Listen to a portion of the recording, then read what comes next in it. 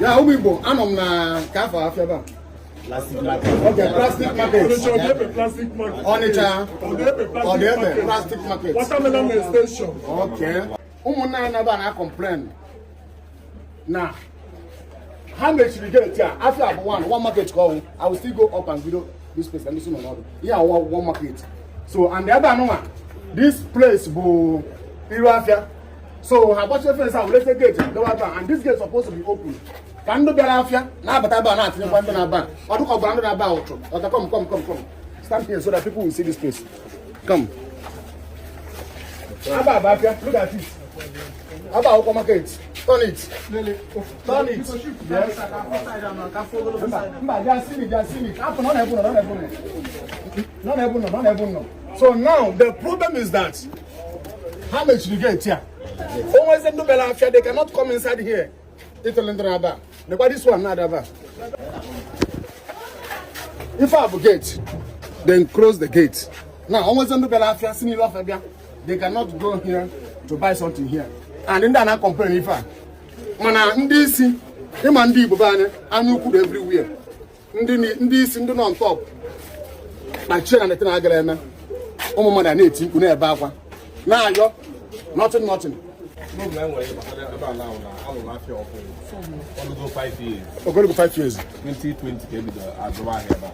Yes. As in 2020 I na go tax government but na ya dey make the money. Many now want to get the half of the money have. I want to go half one dollar but say when I your governor. Na kind of think because now I go the chairman, nachi control chairman. I go hire her.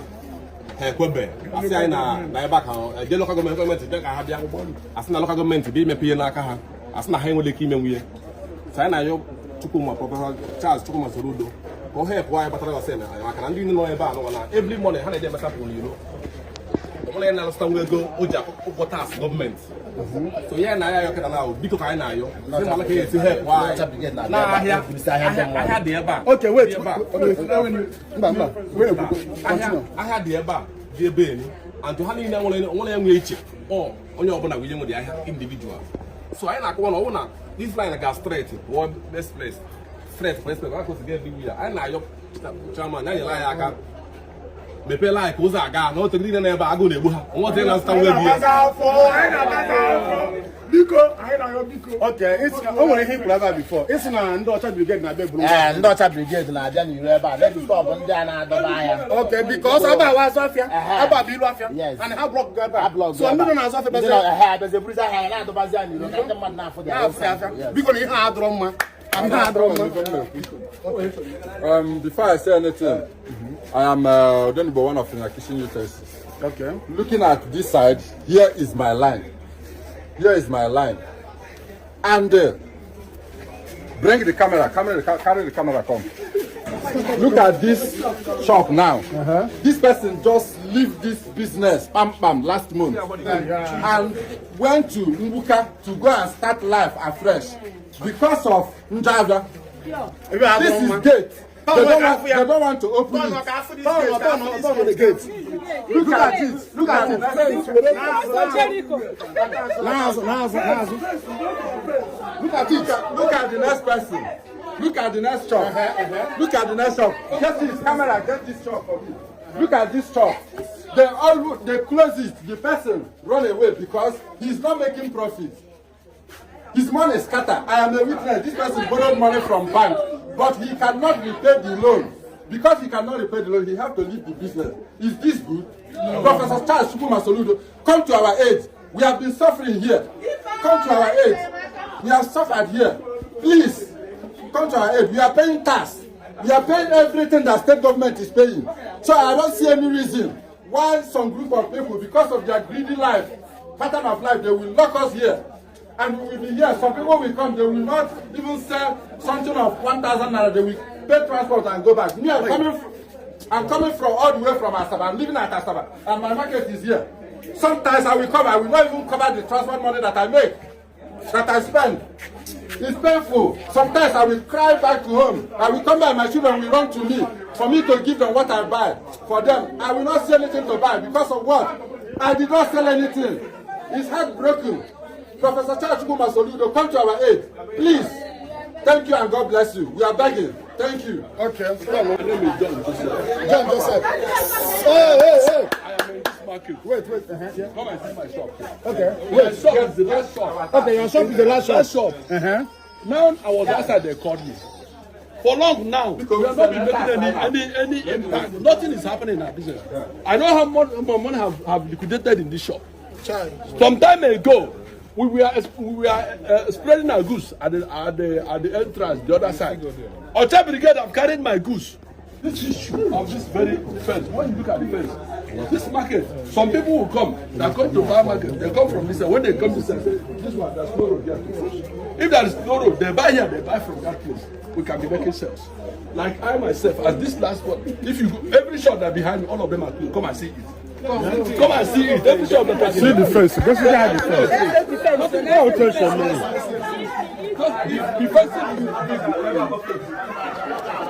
Capture what this face. If you don't tell us this face. Okay, this is your shop. This is my shop. I know how much I put in this shop. I've liquidated. Due to this fence. They're blocking of this. This shop is closed. Okay, shop is closed. Okay, this one has closed. This one has closed. Because of no business. No business. No business, yeah, no sales. No sales. We come out in the morning. Since morning, none of us touch every garden.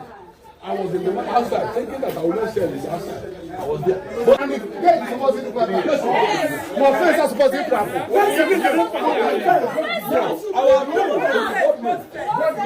we even went to For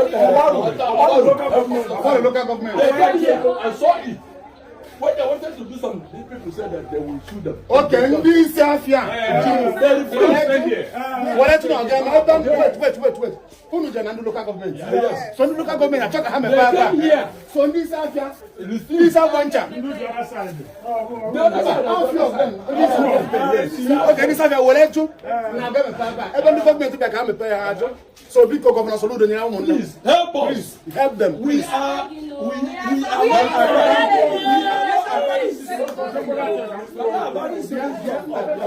Speak brothers, my brother.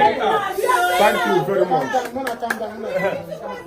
Ihe a bụ ihe anyị na-eti mkpu ya for long. Enweghị ihe anyị na-eme ebe a. Abụlọkụrụ anyị front and back. Then the small place I wait for our frontage. A na-akpọsa ya ahịa.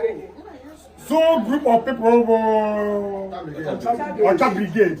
Ha bukọcha ngwa ahịa and ị ga-agbara ha ewute ego bụkwa. Ego m jiri wee bata ebe a agbalichana and mụ onwe m now I'm trying to go back to my village. I'm trying to go back to my village. Ọ ga-awụkwa shameful thing and remarkable something na edi ihe aha mere ewere na-ekwu okwu during your administration. So use your power hand, upper hand. Bịa na-efe inside. Open eye face down.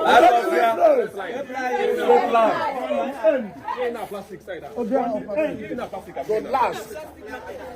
People are not here everywhere got okay. And we are paying our tax to the government every year. They stranded. No school fees, no dormitory fees, no everything, activity fees, no. Landlord na akpara mu ugbu na mo wetere ego ụlọ. Ọ na ha dị kpọrọ police. Ka eze ebe nse weta ego niile a. Biko nya na yo also fence a niile. Ebuku ha fence a. So that ọ ga-adị cooperative with Yes, because Abba bi lo Afia, Abba bi lo Afia. onye na-abata. Okay. Onye abụghị na yo. Ime anyị ya. I got very happy. Thank you very much. Okay, so ndị mafia said ebe a chọkwa ka ọ mepee ebe a. Mana ndị isi afia jụrụ ajụ. Mana gọọmenti achọrọ ka ha mepee ya. Fa ajụ na gọọmenti agaghị emepe ya. Biko gọvanọ Soludo nyere ụmụnne gị aka biko. Gọvanọ Soludo biko help them please. Ndị awụzi ihe ndị a na-azụ ebe a. Anyị awụọ market ha agbachie ife a. Ndị ha gbachiri nwere isi. Now they want to open the place. Ha agbachiri ndị isi afia. Anyukwu, greediness. Biko nu, Governor Soludo, biko, anyị na-ayọgo. Ọ bụrụ sọsọ mụ, na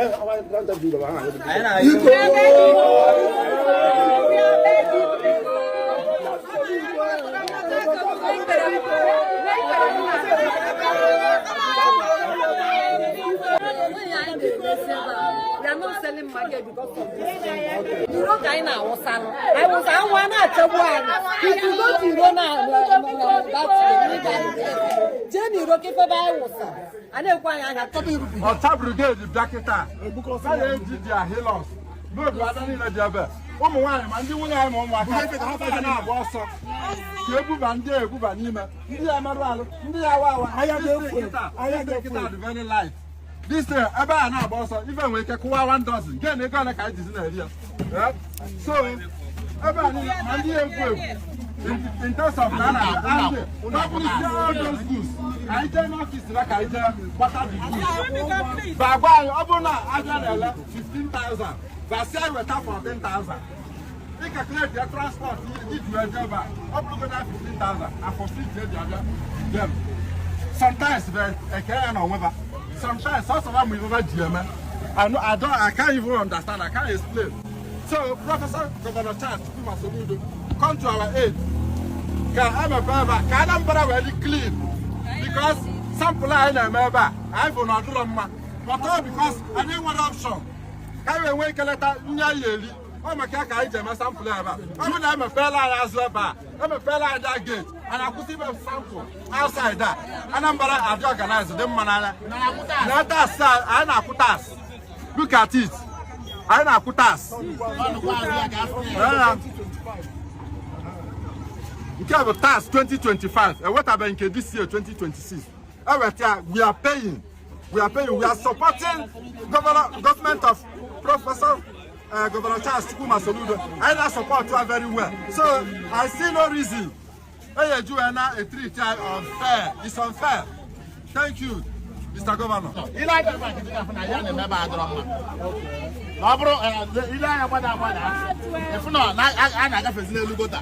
So I'm a settlement and then brigade.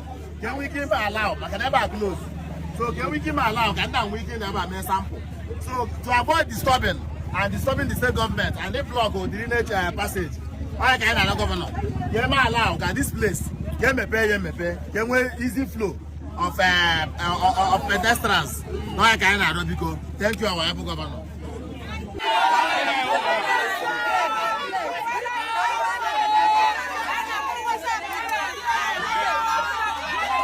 Here is express. You are now never high galaba. Look at it. Let the face. How about you face here? So in this main load, they cannot enter inside the market because they block this place. They block it. How about you? They block this fence so that these people are suffering. And that's about school is supposed to open, but they cover this place. These people are not out for many years ever. Chairman, especially government, and other questioning. So the people are suffering. Please, government should help them. Okay, come.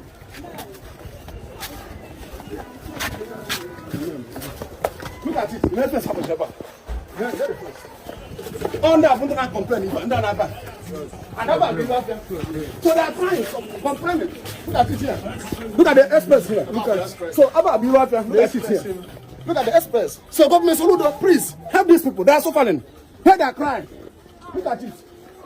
Please, Governor Soludo, please help these people. They are suffering. They are crying for your help. Follow me. Follow.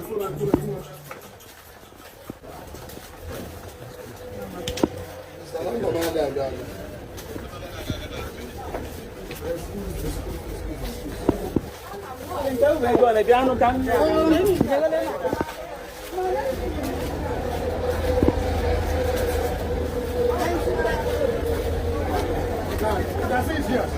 Yeah, here is express. About express. We can see it here. About Bilwafia. You can see it. About Bilwafia. Look at it. About Bilwafia.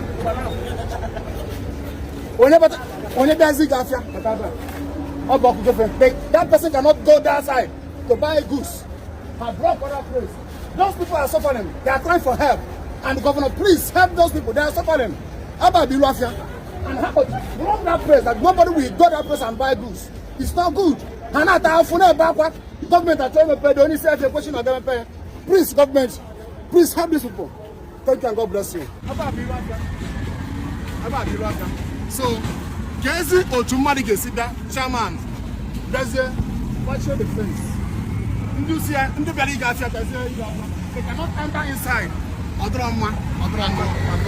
Please, Governor Soludo, Help these people. They are suffering. Most of them have to go shop on our village. Some of them have closed their shop, went back to village. Please help them. Thank and God bless you. Please, this is one of our brothers somewhere maybe there, please. Attack again, go to light up. Attack again. Anambra TV. Attack again. Please, you push follow him. Thank you. Thank you. Thank you.